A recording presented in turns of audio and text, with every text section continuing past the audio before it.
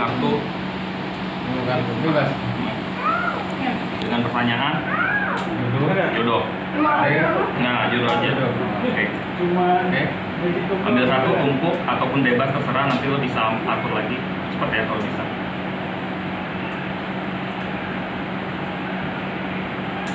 Ini kembali.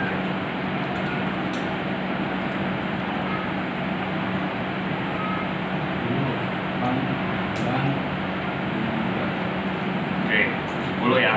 Ini mau diacak-acak lagi apa enggak? Acak lagi. Ya udah acak lah.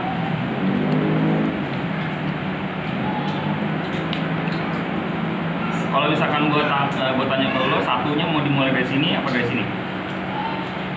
Tengah nggak bisa. Nggak bisa. Dari atas. Dari atas satunya.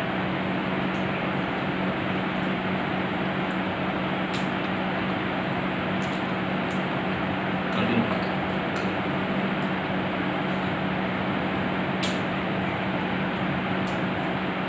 Ini kok gini? Yang kartunya gini ya? Gini ya? Urutannya tadi. Oke.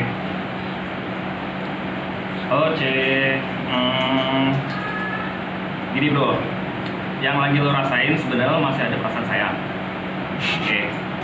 Dan tapi masalahnya mau nggak mau rasa sayang itu lo harus lo buang. Dan ini kelihatan di kartu nomor 2. Jadi kayak gini nih, kayak nampak ada sesuatu yang mau nggak mau kayaknya gue harus tinggalin deh. Kenapa? Because this is Ten of Swords. Ten of Swords itu adalah kartu tentang penderitaan. Jadi walaupun lo punya ada rasa sayang sama seseorang, tapi memang mau nggak mau kondisinya kayak ngasih tahu bahwa ini nggak bisa diterusin gitu loh. Walaupun lo kayak masih mau cari-cari peluang, mau ada gue pengen sebuah hubungan yang solid, yang awet, yang bisa bertahan lama.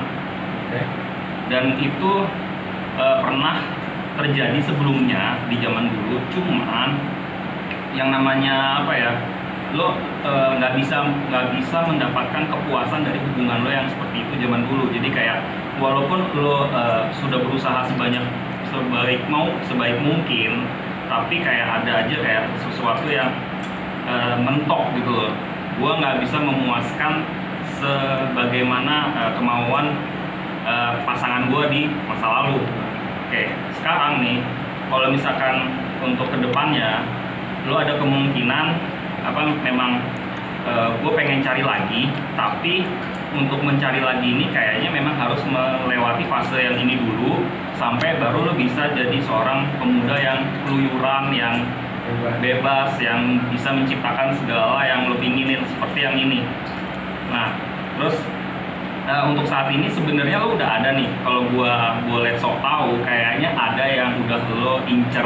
Ini kayak ada gadis ataupun seorang sosok yang kayaknya nampak bagus gitu loh, apa ya, bibit bobot bebet bla bla bla, itu kayaknya nih mantep nih, tapi posisi lo masih kayak terpenjara, baik itu bisa jadi terpenjara dari pikiran lo sendiri ataupun terpenjara dari gua nggak tahu, atau kayak kondisi yang membuat lo masih nggak bisa bergerak bebas, entah itu ada perkara hukum ataupun itu ada perkara pikiran atau ada perkara apa.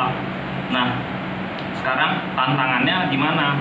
Tantangannya ya memang itu kayak membuat lo kayak agak terhambat pergerakannya, lo kayak ngerasa nggak bebas, lo kerasa harus bisa ngejebol segala takdir yang saat ini lo rasain kayak gini. Nah, kalau misalkan lo udah bisa ngejebol ini, bisa lo lepasin gangguan itu dan lo bisa ngelawannya dengan baik, kayaknya peluang itu baik, peluang itu ada, dimana ini ada Ace of Swords. Lo bisa untuk mencoba memulai yang namanya komunikasi dengan target lo yang berikutnya. Mungkin di sini belum bisa kelihatan banget jodoh lo bakal kayak gimana, tapi paling enggak dari fase yang sekarang ini lo akan kelihatan sesuatu hal yang lo akan memulai sesuatu yang baru dan meninggalkan sesuatu yang lama. Itu aja sih kisah cinta lo. Jadi kalau misalkan ngomongin jodoh ataupun misalkan kayak gimana, ya paling lo sudah ngelihat dan udah ngincer ada orangnya, tapi ya belum bisa dideketin. Kalau misalkan gue boleh sok tahu, gimana menurut kalian? Pas jawabannya. Kencengin suaranya boleh? Pas. Mantap nggak? Mantap. Ya emang kayak gini. Jadi apa kesimpulan yang bisa lo dapat dari pembelajaran ini? Kesimpulan pembelajaran ya.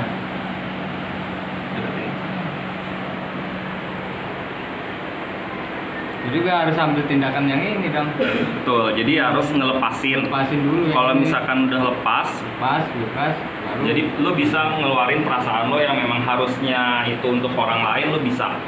Tapi yang namanya proses healing itu memang ada prosesnya. Ya.